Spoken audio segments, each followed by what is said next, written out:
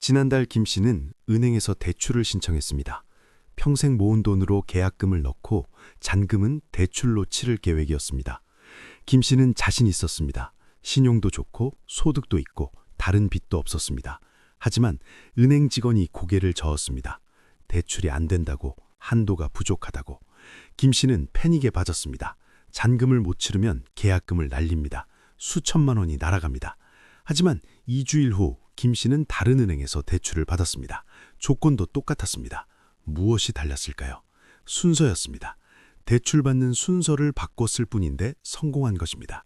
오늘 여러분께 말씀드릴 이야기는 바로 이것입니다. 아파트 대출을 받을 때 반드시 지켜야 할 순서. 이것만 알아도 거절당하지 않고 원하는 대출을 받을 수 있는 그 비밀에 대해서 말입니다. 많은 사람들이 대출을 막연하게 생각합니다. 그냥 은행 가서 신청하면 되는 줄 압니다. 하지만 현실은 다릅니다. 준비 없이 가면 거절당합니다. 조건이 좋아도 순서가 틀리면 안 됩니다. 대출은 전략이 필요합니다. 박 씨의 실수를 보겠습니다. 박 씨는 마음에 드는 아파트를 발견했습니다. 급하게 계약했습니다. 그리고 계약 후에 은행에 갔습니다. 대출 상담을 받았습니다. 그런데 문제가 생겼습니다. 그 아파트가 대출 제한 지역에 있었습니다. 한도가 예상보다 훨씬 적었습니다. 박 씨는 당황했습니다. 이미 계약금을 넣었습니다. 물러설 수 없었습니다. 결국 박 씨는 부족한 돈을 다른 곳에서 빌려야 했습니다. 고금리 대출을 받았습니다. 이자 부담이 컸습니다. 박 씨는 후회했습니다. 계약 전에 먼저 대출 가능 여부를 확인했어야 했는데. 이것이 첫 번째 단계입니다. 계약 전 사전 확인입니다. 집을 보러 다니기 전에, 최소한 계약하기 전에 은행에 가십시오. 대출 상담을 받으십시오. 자신이 얼마까지 대출받을 수 있는지 확인하십시오. 그것을 바탕으로 집을 알아봐야 합니다. 은행 직원에게 물어보십시오. 나의 소득과 신용으로 얼마까지 가능한지, 어떤 지역은 되고 어떤 지역은 안 되는지, 규제 사항은 무엇인지, 이런 정보를 먼저 얻어야 합니다. 그래야 헛된 기대를 하지 않습니다. 이 씨는 더 현명했습니다. 이 씨는 집을 알아보기 전에 여러 은행을 방문했습니다. 각 은행의 대출 조건을 비교했습니다. 금리, 한도, 상환 방식 모두 달랐습니다. 이 씨는 자신에게 가장 유리한 은행을 찾았습니다. 그리고 그것을 바탕으로 예산을 정했습니다. 무리하지 않는 범위에서 집을 알아봤습니다. 이것이 두 번째 단계입니다. 은행 비교하기입니다. 한 은행만 가지 마십시오. 여러 은행을 방문하십시오. 조건이 다릅니다. 어떤 은행은 한도가 높고 어떤 은행은 금리가 낮습니다. 자신에게 맞는 곳을 찾아야 합니다. 인터넷으로도 비교할 수 있습니다. 대출 비교 사이트를 이용하십시오. 하지만 최종 결정은 직접 상담받고 하십시오. 인터넷 정보는 일반적인 것입니다. 개인별로 조건이 다를 수 있습니다. 정 씨는 서류 준비에서 실수했습니다. 정 씨는 은행에 갔습니다. 대출 신청을 했습니다. 그런데 서류가 부족했습니다. 은행 직원이 요구하는 서류를 가져오지 않았습니다. 정 씨는 다시 집에 갔다가 와야 했습니다. 시간이 지체되었습니다. 더 큰 문제는 그 사이 금리가 올랐다는 것입니다. 일주일 사이에 금리가 변했습니다. 정 씨는 더 높은 금리로 대출받아야 했습니다. 정 씨는 억울했습니다. 서류만 제대로 챙겼어도 낮은 금리를 적용받았을 텐데. 이것이 세 번째 단계입니다. 서류 완벽하게 준비하기입니다. 대출 신청 전에 필요한 서류를 확인하십시오. 모두 준비하십시오. 주민등록등본, 소득증명서, 재직증명서, 건강보험 납부 확인서. 은행마다 요구하는 서류가 조금씩 다릅니다.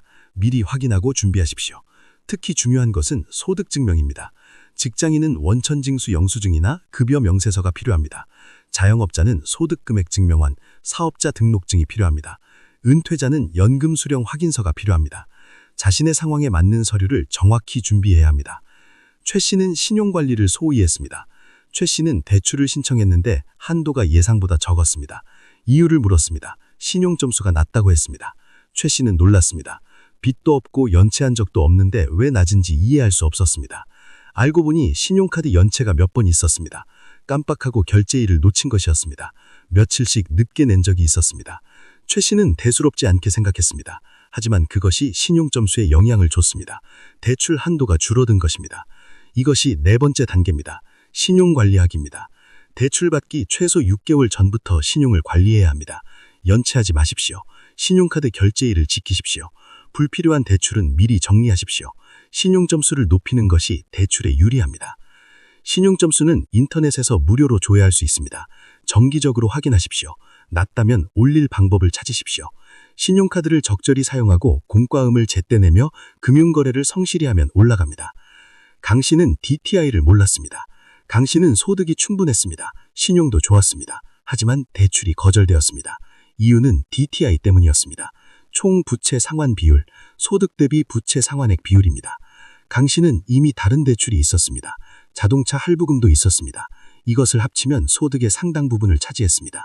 추가 대출이 어려웠습니다. 강 씨는 어쩔 수 없이 기존 대출을 먼저 갚았습니다. 자동차 할부금을 일시불로 처리했습니다. 그러자 DTI가 낮아졌습니다. 대출이 가능해졌습니다. 하지만 시간이 지체되었고 원하던 집은 이미 팔렸습니다. 이것이 5번째 단계입니다. 기존 대출 정리하기입니다. 새로 대출 받기 전에 기존 대출을 정리하십시오. 특히 소액 대출, 카드론, 할부금 이런 것들을 먼저 갚으십시오. DTI를 낮추면 대출 한도가 늘어납니다. 물론 여유자금이 있어야 가능합니다. 없다면 우선순위를 정하십시오. 금리가 높은 것부터 갚으십시오. 조금이라도 부담을 줄이면 새 대출 받기가 수월해집니다. 송 씨는 담보평가에서 손해를 봤습니다. 송 씨가 사려는 아파트는 시세가 5억 원이었습니다. 송 씨는 2억 원을 대출받으려 했습니다. LTV 40%라면 가능하다고 생각했습니다. 하지만 은행의 담보평가액은 4억 5천만 원이었습니다. 시세보다 낮았습니다. 그래서 대출 한도도 줄어들었습니다. 송 씨는 억울했습니다. 하지만 어쩔 수 없었습니다. 은행의 담보평가는 보수적입니다. 시세보다 낮게 평가하는 경우가 많습니다. 특히 오래된 아파트, 소형 아파트는 더 그렇습니다. 이것을 미리 알았어야 했습니다. 이것이 6번째 단계입니다. 담보평가 이해하기입니다. 시세가 높다고 해서 그만큼 대출받을 수 있는 것이 아닙니다. 은행의 담보평가액을 기준으로 합니다. 이것은 시세보다 낮을 수 있습니다. 여유를 두고 계획해야 합니다. 특히 급매로 나온 집은 주의하십시오. 시세보다 싸게 나왔지만 은행 담보평가는 더 낮을 수 있습니다.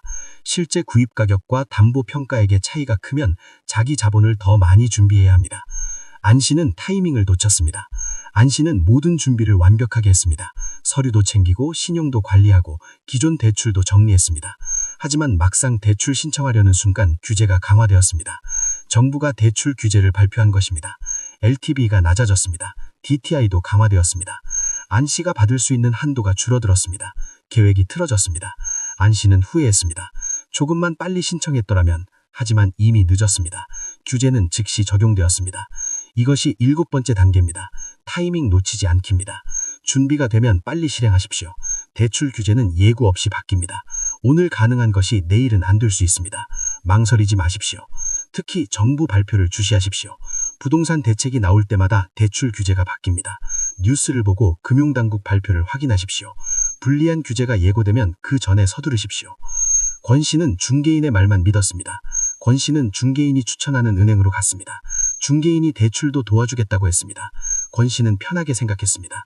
전문가가 알아서 해주겠지. 하지만 그 은행의 조건은 좋지 않았습니다. 금리도 높고 수수료도 많았습니다.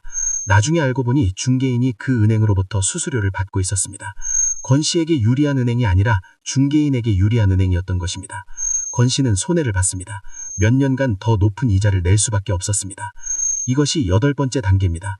스스로 확인하기입니다. 중개인의 말만 믿지 마십시오. 직접 여러 은행을 알아보십시오. 조건을 비교하십시오. 누구의 이익을 위한 것인지 생각하십시오. 여러분의 돈이고 여러분의 미래입니다. 스스로 책임지십시오. 결국 대출을 잘 받는 비결은 무엇일까요? 순서입니다. 사전 확인, 은행 비교, 서류 준비, 신용관리, 기존 대출 정리, 담보평가 이해, 타이밍, 스스로 확인하기. 이 순서대로 하면 거절당하지 않습니다. 원하는 조건으로 대출받을 수 있습니다. 하지만 가장 중요한 것은 무리하지 않는 것입니다. 받을 수 있다고 해서 최대한 받으면 안 됩니다. 갚을 수 있는 만큼만 받아야 합니다. 이자 부담을 감당할 수 있는지, 원금 상환 계획은 있는지, 소득이 줄어들면 어떻게 할지 이런 것을 모두 고려해야 합니다. 특히 중년들은 더 신중해야 합니다. 은퇴가 가까워지고 있습니다. 소득이 줄어들 것입니다. 30년 대출을 받으면 80대까지 갚아야 합니다. 과연 가능할까요? 현실적으로 생각하십시오. 오늘 말씀드린 순서를 잘 기억하십시오. 대출 받기 전에 이 영상을 다시 보십시오. 하나씩 체크하면서 준비하십시오. 그러면 성공할 수 있습니다. 여러분의 내 집 마련을 응원합니다. 이 영상이 도움이 되셨다면 구독과 좋아요로 응원해 주십시오. 감사합니다. 하지만 여기서 많은 분들이 간과하는 중요한 부분이 더 있습니다. 바로 대출 상품 선택입니다. 대출 한도만큼 중요한 것이 어떤 상품을 선택하느냐입니다. 임 씨는 이것을 몰라서 손해를 봤습니다. 임 씨는 은행에서 추천하는 대로 변동금리 대출을 받았습니다. 처음 금리가 낮아서 좋았습니다. 하지만 1년 후 금리가 올랐습니다. 매달 내는 이자가 크게 늘었습니다. 2년 후에는 더 올랐습니다. 임 씨의 부담은 눈덩이처럼 커졌습니다.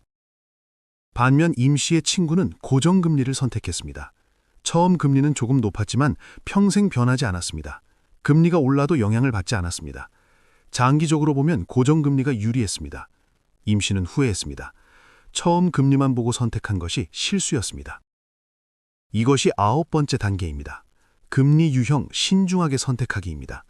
변동금리와 고정금리의 차이를 이해하십시오. 변동금리는 시장금리에 따라 바뀝니다. 처음에는 낮지만 나중에 오를 수 있습니다. 고정금리는 처음부터 끝까지 같습니다. 안정적이지만 초기 금리가 높습니다. 어떤 것을 선택해야 할까요? 그것은 여러분의 상황에 달렸습니다. 금리가 오를 것으로 예상되면 고정금리가 유리합니다. 반대로 금리가 내릴 것으로 보면 변동금리가 유리합니다. 하지만 미래를 정확히 예측하기는 어렵습니다. 일반적으로 중년들에게는 고정금리가 더 안전합니다. 소득이 고정되어 있거나 줄어들 예정이라면 이자 부담이 늘어나는 것을 감당하기 어렵습니다. 안정성을 택하는 것이 현명합니다. 초기 금리가 조금 높더라도 장기적으로는 마음이 편합니다. 또한 혼합형도 있습니다. 처음 몇 년은 고정금리, 그 후에는 변동금리. 이것도 고려해 볼 만합니다. 자신의 상황과 성향에 맞게 선택하십시오. 한 씨는 상환 방식에서 실수했습니다. 한 씨는 원리금 균등 상환을 선택했습니다. 매달 같은 금액을 내는 방식입니다. 처음에는 괜찮았습니다. 하지만 시간이 지나면서 부담이 되었습니다. 한 씨는 50대 후반이었습니다. 몇 년 후 은퇴할 예정이었습니다. 은퇴하면 소득이 줄어듭니다. 하지만 대출 상환액은 그대로입니다. 한 씨는 고민했습니다. 원금을 빨리 갚는 방법은 없을까? 알고 보니 원금 균등 상환이라는 방식이 있었습니다. 매달 같은 원금을 갚고 이자가 줄어드는 방식입니다. 처음에는 부담이 크지만 시간이 갈수록 줄어듭니다. 한 씨는 중도의 상환 방식을 바꿨습니다. 수수료를 내야 했지만 장기적으로는 이득이었습니다. 이것이 10번째 단계입니다. 상환 방식 제대로 선택하기입니다. 원리금 균등 상환과 원금 균등 상환의 차이를 이해하십시오. 원리금 균등 상환은 매달 같은 금액을 냅니다. 초기 부담이 적지만 총 이자가 많습니다. 원금 균등 상환은 매달 원금은 같고 이자가 줄어듭니다. 초기 부담이 크지만 총 이자가 적습니다. 중년들은 원금 균등 상환을 고려해 보십시오. 지금은 소득이 있어서 감당할 수 있습니다. 하지만 시간이 갈수록 부담이 줄어듭니다. 은퇴 후에도 상환하기 수월합니다. 장기적으로 보면 이자도 절약됩니다. 물론 초기 부담을 감당할 수 있어야 합니다. 여유가 없다면 원리금 균등 상환이 나을 수 있습니다. 자신의 소득 흐름을 고려해서 결정하십시오.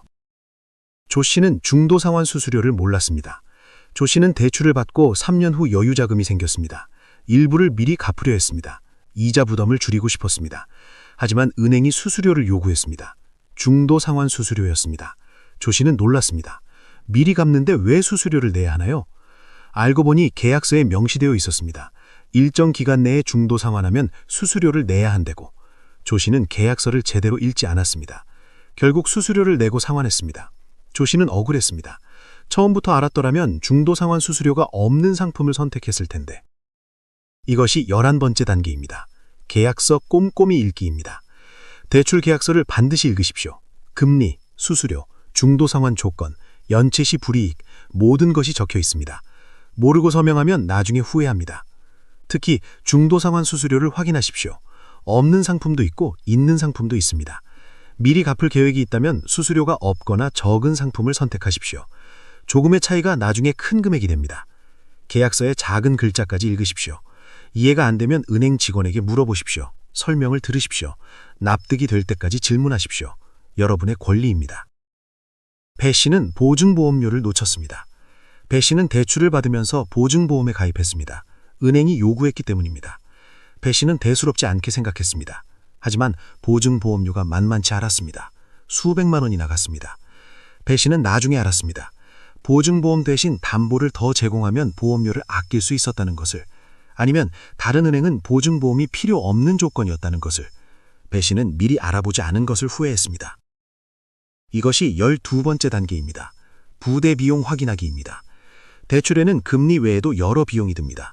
보증보험료, 인지세, 근저당 설정 비용, 중개수수료 이런 것들을 모두 계산해야 합니다. 특히 보증보험료가 큽니다. LTV가 높으면 보험에 가입해야 하는 경우가 많습니다. 이것을 피할 방법이 있는지 알아보십시오. 자기 자본을 조금 더 투입하면 보험료를 아낄 수 있습니다. 계산해보고 유리한 쪽을 선택하십시오. 또한 은행마다 수수료가 다릅니다. 어떤 은행은 인터넷으로 신청하면 수수료를 깎아줍니다. 이런 것도 알아보십시오. 작은 금액이지만 모이면 큽니다. 서 씨는 소득증명에서 문제가 생겼습니다. 서 씨는 자영업자였습니다.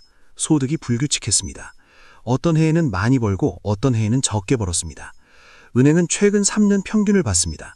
그런데 최근 3년이 좋지 않았습니다. 그래서 소득이 낮게 인정되었습니다. 대출 한도가 줄어들었습니다. 서 씨는 억울했습니다. 올해는 소득이 많았는데 인정받지 못했습니다. 서 씨는 방법을 찾았습니다. 최근 6개월의 거래 내역을 제출했습니다. 통장 입금 내역을 보여줬습니다. 은행이 이것을 참고했습니다. 한도가 조금 늘어났습니다. 이것이 13번째 단계입니다. 소득증명 잘하기입니다. 특히 자영업자, 프리랜서는 소득증명이 어렵습니다. 세금 신고를 제대로 하십시오. 실제 소득보다 적게 신고하면 나중에 대출받을 때 불리합니다. 또한 통장 거래 내역도 중요합니다. 주 거래 통장을 만들어서 모든 수입을 그 통장으로 받으십시오. 그러면 소득을 증명하기 쉽습니다. 현금 거래는 증명이 어렵습니다. 가능하면 통장 거래로 하십시오. 은퇴자는 연금 수령 증명서를 준비하십시오. 국민연금, 퇴직연금, 개인연금, 모든 연금 내역을 제출하십시오. 이것도 소득으로 인정받을 수 있습니다. 오 씨는 부부 공동대출을 활용했습니다. 오 씨는 혼자서는 한도가 부족했습니다. 소득이 충분하지 않았습니다. 하지만 배우자도 소득이 있었습니다. 두 사람의 소득을 합치면 충분했습니다. 오 씨는 부부 공동 명의로 대출을 신청했습니다. 한도가 크게 늘어났습니다. 하지만 주의할 점도 있었습니다. 두 사람 모두 채무자가 됩니다. 함께 책임을 집니다. 한 사람이 갚지 못하면 다른 사람이 갚아야 합니다. 오 씨 부부는 이것을 이해하고 신청했습니다. 서로 믿었기 때문입니다. 이것이 14번째 단계입니다. 공동대출 고려하기입니다. 혼자 부족하면 배우자나 자녀와 공동대출을 고려하십시오. 소득을 합산하면 한도가 늘어납니다. 하지만 공동책임이라는 것을 명심하십시오. 관계가 좋을 때만 가능합니다. 특히 이혼 시에는 문제가 됩니다. 누가 집을 가지고 누가 대출을 갚을지 정해야 합니다. 이것을 미리 생각하고 결정하십시오. 법률 자문을 받는 것도 좋습니다. 마지막으로 가장 중요한 조언을 드리겠습니다. 대출은 빚입니다. 갚아야 하는 돈입니다. 아무리 좋은 조건으로 받아도 부담입니다. 특히 중년들은 상환기간을 신중하게 고려해야 합니다. 30년 대출을 받으면 60세에 시작해서 90세에 끝납니다. 과연 가능할까요? 현실적으로 생각하십시오. 10년, 15년 안에 갚을 수 있는 금액만 빌리십시오. 무리하면 노후가 힘들어집니다. 또한 대출받은 후에도 관리가 필요합니다. 정기적으로 금리를 확인하십시오. 더 좋은 조건이 나오면 갈아타는 것도 고려하십시오. 대환대출을 활용하면 이자를 절약할 수 있습니다. 여유 자금이 생기면 일부라도 미리 갚으십시오. 원금을 줄이면 이자가 줄어듭니다. 장기적으로 큰 절약이 됩니다. 중도상환 수수료를 확인하고 유리한 시기에 상환하십시오. 오늘 말씀드린 14가지 단계를 정리하겠습니다. 사전 확인, 은행 비교, 서류 준비, 신용 관리, 기존 대출 정리, 담보평가 이해, 타이밍, 스스로 확인, 금리 유형 선택, 상환 방식 선택, 계약서 읽기, 부대 비용 확인, 소득 증명, 공동대출 고려. 이 순서대로 하면 대출을 성공적으로 받을 수 있습니다. 여러분의 현명한 선택을 응원합니다. 대출, 제대로 알고 제대로 받으면 내 집 마련에 든든한 디딤돌이 됩니다. 하지만 잘못 받으면 평생의 짐이 됩니다. 신중하게 준비하고 결정하십시오.